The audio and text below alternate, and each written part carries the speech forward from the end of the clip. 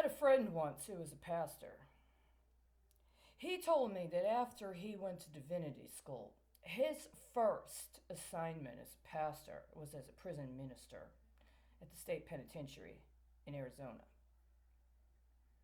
When he was there, he had a situation. He encountered a man he had to minister to who was on death row. And in the course of this, he had revealed that there was a sort of kickback system in the prison. He had been told that he had to provide cigarettes to somebody in the prison as a sort of protection tax. And if he didn't provide him with the cigarettes, his life could be in peril. So my pastor bought him a carton of cigarettes one day. And the warden ended up confiscating the carton of cigarettes. And that man ended up dying inside the prison shortly thereafter. My pastor wrote a letter after this happened because at some point he had to go in after that, and he confronted the warden, and the warden banned him from the prison. He was no longer allowed to do ministry in the prison.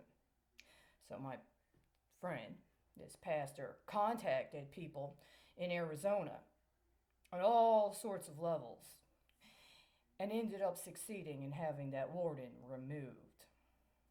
I believe that there were people in the establishment in Arizona that thought some hanky little pastor boy on his first mission, thinking that he had the chutzpah to actually get a warden removed for setting up a kickback scheme in prison and strategically taking people out every once in a while when they didn't pay their little payoff to the guards.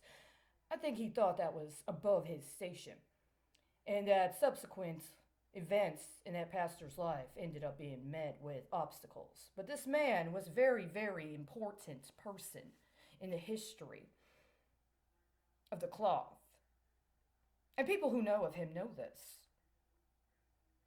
He was a very spiritually powerful person.